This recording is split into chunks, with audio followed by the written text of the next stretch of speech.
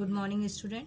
अभी तक आपने पाठ 9 संज्ञा के विकारी तत्व लिंग वचन पढ़ा था। आज मैं आपको कारक पढ़ाने जा रही हूँ। ठीक है, लिंग आपने पढ़ लिया, स्त्रीलिंग, पुल्लिंग, वचन, एक वचन और बहुवचन। आज हम कारक पढ़ेंगे। नीचे दिए गए वाक्यों को पढ़िए। रतन कंप्यूटर पर गेम खेलता है। बिल्लियां गेंद से खेल रही हैं। अध्यापक छात्र को तिलक लगा रहे हैं। पानी में मेढक है। इसमें आपने देखा होगा कि कुछ शब्द लाल रंग से हैं। वो लाल रंग हमें अलग अलग शब्दों को आपस में जोड़ने पे मदद करते हैं। अब जैसे अगर ये लाल रंग के शब्द हटा देंगे तो रतन कंप्यूटर गेम खेलता है, ये सारे शब्द अलग अलग लग रहे हैं। लेकिन अगर पर लगा दिया तो ये सारे शब्द एक वाक्य में परिवर्तित हो रहे हैं, एक अर्थ निकाल रहे हैं। रतन कंप्यूटर पर गेम खेलता है। बिल्लियां गेंद खेल रही हैं। अब इसमें से हटा दिया तो कैसे अलग अलग लग रहा है। से लगाने से ये पूरा एक वाक्य बन रहा है। इस तरह से कुछ शब्द वाक्य बनाने में, संपूर्ण करने में, पूरा करने में मदद करते हैं, जिन्हें कारक कहते हैं। उपयुक्त वाक्यों में पर, से, को और में चिन्ह आए हैं। इनसे पूर्व संज्ञा शब्द हैं और इनके बाद भी संज्ञा, क्रिया आदि शब्द हैं। संज्ञा और ये क्रिया, ये चिन्ह वाक्य में आए अन्य शब्दों से संबंध जोड़ रहे हैं, यानी अन्य शब्दों का संबंध इन शब्दों से जुड़ रहा है। शब्द को जोड़ने वाले चिन्हों को कारक कहते हैं। कारक चिन्ह या परसर्ग कहते हैं। संज्ञा या सर्वनाम के जिस रूप में उनका संबंध वाक्य के दूसरे शब्दों से जाना जाता है उसे कारक कहते हैं। अब हिंदी भाषा में कारक 8 कारक होते हैं। संस्कृत में भी मैंने आपको याद कराया था और हिंदी में भी आपको याद कराया था। तो आपको जिसको नहीं याद है वो याद भी कर लेगा कि हिंदी भाषा में 8 कारक होते हैं। इस तालिका में दिए। जैसे पहला होता है कर्ता, जो काम करता है, क्रिया करने वाला, चाहे वो संज्ञा हो चाहे वो सर्वनाम हो। जो काम करने वाला होता है वो कर्ता होता है। और कर्ता क्या करता है? ने या कुछ भी नहीं, उसके साथ हमेशा ने लगता है या कुछ भी नहीं लगता। और इसकी पहचान होती है कौन या किसने। किसने काम किया, ये कौन था। अगर हम ये प्रश्न करते हैं तो हमें कर्ता पता चलता है। दूसरा है कर्म। कर्म जिस पर क्रिया का फल पड़ता है, यानी क्रिया क्या करती है वो पता चलता है, उसे कर्म कहते हैं। को या कुछ भी नहीं, या तो उसके चिन्ह में को आता है या कुछ भी नहीं आता। क्या, किसको, किसे, क्या किया, किसको किए, किसको दिया, किसको लिया या किसे। जब हम ये प्रश्न करके उत्तर प्राप्त करते हैं तो वो कर्म कारक आता है। ध्यान रखिएगा, ये पहचान आपको याद करना बहुत। क्या, किसको, किसे, अगर ये प्रश्न करते हैं और जो हमें उत्तर मिलता है वो कर्म कारक होता है। तीसरा होता है करण, क्रिया का साधन, क्रिया जिसके द्वारा कार्य करती है। से उसकी पहचान होती है से, द्वारा, के द्वारा। क्या, किससे किया, किसके द्वारा। क्या किया तुमने, किससे किया, किससे गए, किससे खाया, किससे आए, किसके द्वारा किया। जब हम ये प्रश्नों का उत्तर प्राप्त करते हैं तो वो करण कारक होता है। संप्रदान, जिसके लिए क्रिया की जाए, यानी जिसके लिए क्रिया की जाए। जैसे के लिए, हमने उसके लिए किया। माँ ने बच्चे के लिए भोजन बनाया। को, किसके लिए या किसको, ये पूछने पर अगर हमें उत्तर मिलता है तो वो संप्रदान होता है। लेकिन किसके लिए करने के लिए, किसको आपको यहाँ पे भी दिख रहा है लेकिन यहाँ पर नहीं।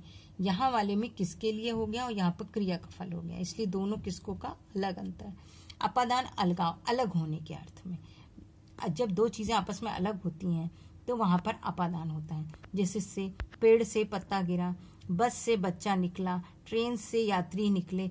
जहाँ पर एक यात्री ट्रेन से निकल रहे हैं, बच्चा बस से उतर रहा है, बस से अलग हो रहा है, पेड़ से पत्ता अलग हो रहा है। जहाँ पे जो चीजें अलग हो रही, किससे अलग हो रहा है, वहां पे अगर ये प्रश्न पूछा जाए तो उत्तर अपादान आता है। फिर है संबंध, जिन अन्य पदों से संबंधों को बताने के लिए। का, के, की, रा, रे, री, ना, ने, नी, ये उसकी पहचान है।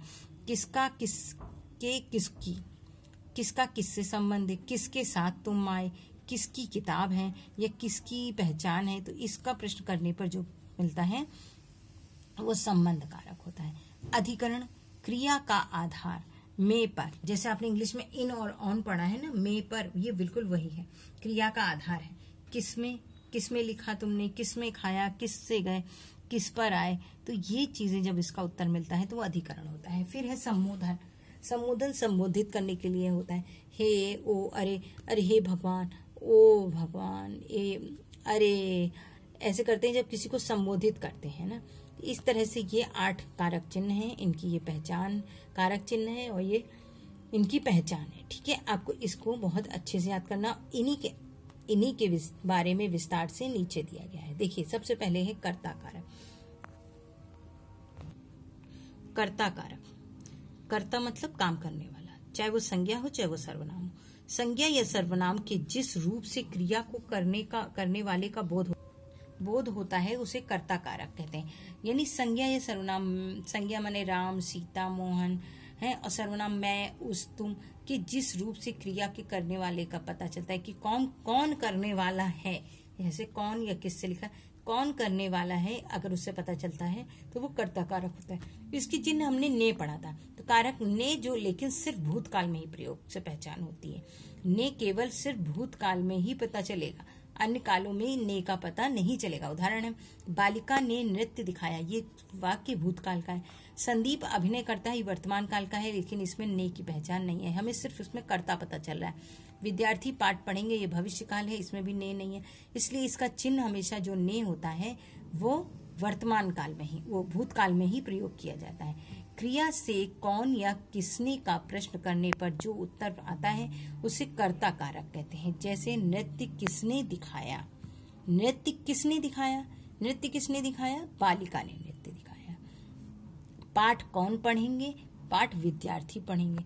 तो कौन और किसने का प्रश्न आने पर जो उत्तर मिला वो कर्ता कारक हो गया। ठीक है, ये आप बहुत अच्छे से समझ लीजिए कि कौन या किसने पर जिसका उत्तर आता है वो कर्ता कारक होता है। फिर है कर्म कारक। कर्म कारक वाक्य में क्रिया का प्रभाव जिस संज्ञा या सर्वनाम शब्द पर पड़ता है वह कर्म होता है। यानी वाक्य में क्रिया का प्रभाव, क्रिया काम करना, खाना पीना, सोना, हंसना, खेलना, ये क्रिया है, इसका प्रभाव जिस संज्ञा सर्वनाम शब्द पर पड़ता है वो कर्म होता है, कर्म कारक होता है। कर्म कारक को परसर्ग को है, इसका चिन्ह क्या है, को। इसका प्रयोग मुख्यतः सजीव संज्ञा के साथ होता है, यानी जिसमें जीवन हो है। संज्ञा या सर्वनाम शब्द वह रूप जिस पर क्रिया का प्रभाव पड़ता है उसे कर्म कारक कहते हैं। कारक चिन्ह होता है को। अध्यापक ने राम को बुलाया, विभक्ति सहित, यहाँ पे को लग गया, विभक्ति है। मैंने कल नाटक देखा, विभक्ति रहित, इसमें विभक्ति नहीं है, यानी को का चिन्ह नहीं है, लेकिन तब भी ये कारक कर्म कारक है। इस वाक्यों में राम व नाटक कर्म है, राम और नाटक कर्म है। राम के साथ परसर्ग को लगा है, इसलिए हम पहचान सकते हैं, जबकि नाटक के साथ नहीं लगा है। पहचान क्रिया पर क्या, किसको और किसे का प्रश्न करने पर जो उत्तर आता है उसे कर्म कारक कहते हैं। जैसे अध्यापक ने राम को बुलाया, अध्यापक ने किसको बुलाया, राम को। मैंने कल नाटक देखा, मैंने क्या देखा, मैंने नाटक देखा। क्या और किसको प्रश्न करने पे जो उत्तर मिला वो कर्म कारक हो गया। अध्यापक ने किसे बुलाया, राम को। मैंने कल क्या देखा, नाटक। तो क्या, किसको और किसे प्रश्न करने पर अगर कोई चिन्ह प्राप्त होता है, आंसर प्राप्त होता है, उत्तर प्राप्त होता है, तो उसे कर्म कारक कहते हैं। विशेष, कभी कभी किसी वाक्य में एक के स्थान पर दो कर्म भी होते हैं। कभी कभी आपने देखा होगा दो कर्म भी आते हैं। यदि किसी वाक्य में दो कर्म आए हों तो उस वाक्य की क्रिया द्विकर्मक क्रिया कहलाती है, यानी दो कर्मों को करती है। जैसे अध्यापक ने हमें कविता पढ़ाई। अब हमें और कविता दो हैं, इसमें कर्म। इस वाक्य में दो कर्म है, हमें और कविता। इस वाक्य में यदि क्रिया से क्या और किसे के प्रश्न करें तो हमें दोनों का उत्तर भिन्न बताता है। किसे पढ़ाई, हमें। क्या पढ़ाई, कविता। तब भी ये कर्म कारक ही होगा क्योंकि इसमें दो कर्म है। ठीक है, अब है करण कारक। संज्ञा व सर्वनाम का वह रूप जिससे क्रिया के साधन का बोध होता है। क्रिया किसके द्वारा कार्य करती है वो जो पता चलता है वो करण कारक होता है। कारक चिन्ह से, द्वारा और के द्वारा, यानी हमें पता चलता है किससे काम किया, किसके द्वारा किया, के द्वारा किया, तो ये चिन्ह लगाने से जो हमें पता चलता है वो करण कारक होता है। उदाहरण, सुनार सोने से आभूषण बनाता है। राष्ट्रपति के द्वारा खिलाड़ियों को पुरस्कार मिला। अब सुनार आभूषण बनाता है, किससे बनाता है, सोने से। जो सोने से लगाया है वो करण कारक हो गया। राष्ट्रपति के द्वारा राष्ट्रपति खिलाड़ियों को पुरस्कार किसके द्वारा खिलाड़ियों को पुरस्कार दिया गया? राष्ट्रपति के द्वारा। जहाँ पे किसके द्वारा कोई काम होता है किसी के द्वारा, तो वहाँ करण कारक का प्रयोग होता है। कभी कभी बिना पत्थर के भी होता है, जैसे बाढ़ में हजारों घर बह गए। किससे हजारों घर बह गए? बाढ़ में। सुनार किससे आभूषण बनाता है? सोने से। तो किससे जब हम पूछते हैं, जहाँ पे किससे प्रश्न होता है वहां पर उसका उत्तर जो प्राप्त होता है वो करण कारक होता है। किससे लगाकर प्रश्न करने पर हमें जो उत्तर प्राप्त होता है वो करण कारक में आता है। ठीक है। अब है संप्रदान कारक। संज्ञा व सर्वनाम का वह रूप जिससे यह बोध होता है कि कार्य किसके लिए हो रहा है। अभी किसके द्वारा ऊपर आपने पढ़ा था, अब यह है किसके लिए हो रहा है, वो संप्रदान कारक होता है। इसका चिन्ह होता है के लिए, को, के वास्ते, हेतु और के निमित्त। सबसे ज्यादा प्रयोग होने वाले शब्द हैं के लिए, को। ठीक है। उदाहरण देखिए, प्रधानमंत्री ने गरीबों के लिए पेंशन योजना शुरू की। दादाजी ने पोती हेतु खिलौने खरीदे। अंतिमा ने अंशुल के वास्ते सीट रोकी। प्राचार्य ने छात्रों के निमित्त टॉफी मंगवाई। क्रिया से किसके लिए या किसको का प्रश्न करने पर जो उत्तर प्राप्त होता है वह संप्रदान कारक होता है। यानी क्रिया से किसके लिए या किसको का प्रश्न करने पर, किसके लिए या किसको का प्रश्न करने पर, प्रधानमंत्री ने किसके लिए पेंशन शुरू की? गरीबों के लिए। दादाजी ने किसके हेतु खिलौने मंगवाए? पोत पोती के लिए। अंतिमा ने किसके वास्ते सीट रोकी? अंशुल के वास्ते। प्राचार्य ने किसके निमित्त टॉफी मंगवाई? छात्रों के। तो किसके लिए या किसको प्रश्न करती जो उत्तर प्राप्त होता है वो संप्रदान कारक होता है। किसके लिए पेंशन योजना शुरू की? गरीबों के लिए। किसके लिए खिलौने खरीदे? पोती हेतु। विशेष को विभक्ति का प्रयोग कर्म कारक तथा संप्रदान कारक दोनों के लिए होता है। आप अब देखिएगा, को आपको द्वितीय विभक्ति यानी कर्म कारक में भी मिलता है, फिर संप्रदान में, दोनों के लिए किया जाता है। वाक्य में क्रिया का प्रभाव कर्ता को छोड़कर जिस शब्द पर पड़ता है वो कर्म कारक होता है, और संप्रदान कारक में देने का भाव होता है। ठीक है। इसमें देने का भाव होता है, वहां प्रभाव पड़ता है कारक। ठीक है। अब अपादान कारक। अपादान कारक में मतलब अलग होना। मैंने आपको बताया था उधर कि जब दो चीजें अलग होती हैं तब संज्ञा या सर्वनाम के जिस रूप से उसके अलग होने का अलगाव यानी अलग अलग होने का भाव बोध हो से अपादान कारक कहते हैं। इसका चिन्ह होता है से। अब देखिए, पेड़ से पत्ता गिरा, बंदूक से गोली चली, वह ट्रेन से कूद पड़ा, मंत्री ने सरकार से त्याग पत्र दिया। पेड़ से पत्ता गिरा यानी पेड़ से पत्ता अलग हो गया टूटकर। बंदूक से गोली निकली, बंदूक से गोली अलग हो गई। वह ट्रेन से कूद पड़ा यानी वह ट्रेन से अलग हो गया।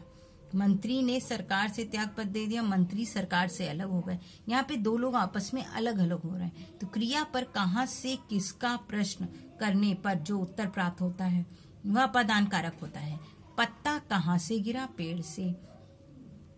गोली किससे चली? बंदूक से। करण तथा अपादान दोनों कारकों में से प्रत्यय का प्रयोग होता है। इनका अंतर परसर्ग का प्रयोग होता है। करण कारक में क्रिया का साधन का बोध होता है, यानी करण कारक जो है आपका वो क्रिया किसके द्वारा की जा रही है, इसलिए ये से का प्रयोग है। लेकिन अपादान में वो किससे अलग होने का बोध कर रहा है, इसमें से का प्रयोग है। इसलिए दोनों से में थोड़ा सा अंतर है। ये आपको पता है, करण कारक में क्रिया के साधन का प्रभाव पड़ रहा है, ज्ञान करा रहा है। अपादान में अलग होने का बता रहा है। ठीक है। अब संबंध है। संबंध कारक संज्ञा या सर्वनाम के जिस रूप से उसका दूसरे शब्दों से संबंध पता चलता है। यानी शब्द तो है लेकिन अगर संबंध कारक नहीं लगा है तो आप शब्दों का संबंध एक दूसरे से नहीं समझ पाएंगे। और कारक चिन्ह होते काके की, रा, रे, री। जैसे उदाहरण, भारत विद्वान लोगों का देश है, तुमने मेरी कमीज पहनी हुई है। अब भारत विद्वान लोगों देश है, अगर हमने ये कर दिया, का हटा दिया, तो ये क्या, कोई इसका अर्थ नहीं है। किस शब्द का किससे कोई संबंध नहीं है। तुमने कमीज पहनी है। अब तुमने किसकी पहनी ये नहीं, लेकिन भारत विद्वान लोगों का लगाने से ये संबंध हो गया कि ये विद्वान लोगों का देश है। संबंध किसका है, लोगों से, देश का।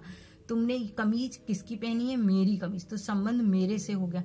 तो क्रिया से किसकी या किसका प्रश्न करने पर जो उत्तर आता है वो संबंध कारक होता है।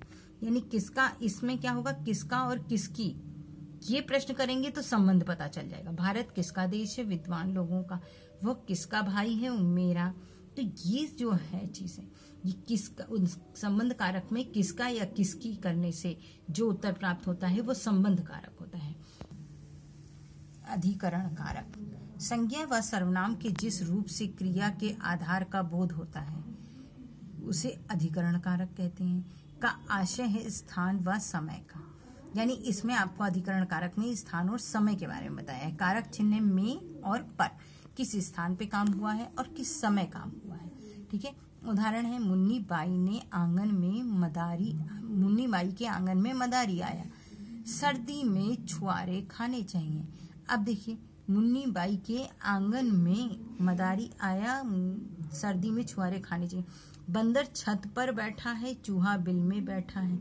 अब देखिए, पहचान, क्रिया पर, कहाँ, किस पर या किसमें का प्रश्न करने पर जो उत्तर आता है वह अधिकरण कारक होता है। यानी मुन्नी बाई के कहाँ मदारी आया, आंगन में। बंदर कहाँ पर बैठा, छत पर। क्या कहते, छुआरे कब खाने चाहिए, सर्दी में। चूहा कहाँ बैठा है, बिल में। तो कहाँ, किस पर और किसमें का प्रश्न करने पे जो उत्तर प्राप्त होता है वो अधिकरण कारक होता है। मदारी कहाँ आया, बंदर कहाँ बैठा, किसमें छुआरे खाने चाहिए, चूहा कहाँ बैठा, ये जो उत्तर मिला है ये अधिकरण कारक है। संबोधन कारक, संज्ञा या सर्वनाम के जिस रूप से किसी को बुलाने, पुकारने, सुनाने या सावधान करने के भाव का, ध्यान से सुनिएगा, किसी को बुलाने, पुकारने, सुनाने या सावधान करने के भाव का पता चलता है उसे संबोधन कारक कहते हैं। कारक चिन्ह हे, ओ, अरे, हम लोग जैसे दोस्तों को बुलाते हैं, अरे मम्मी, हे भगवान, ए दोस्त, ओ भाई, ऐसे करके जब बुलाते हैं तो वो संबोधन कारक में आता है। जैसे अरे भाई आप भी कमाल करते हैं, हे भगवान बचाओ मुझ इस दुष्ट से, मुझे भाइयों और बहनों मेरी बात ध्यान से सुनो, ए लड़की अब पढ़ाई करो। इस तरह की बातें हम लोग रोजमर्रा इस्तेमाल करते हैं अपने जीवन में। इस तरह के संबंधों को हम जिस लाल से लिखे हैं इनको हम संबोधन कारक कहते हैं। आज के लिए आपके इतना ही है, और ये हमने सीखा, ये आपको अच्छे से पढ़ना है। और इस जितना मैंने आज कारक चिन्ह पढ़ाया है, इसको पढ़ने के बाद हम नेक्स्ट वीडियो में आपको एक्सरसाइज पूरी कंप्लीट करके करनी होगी। इसलिए आज आपका इतना ही है।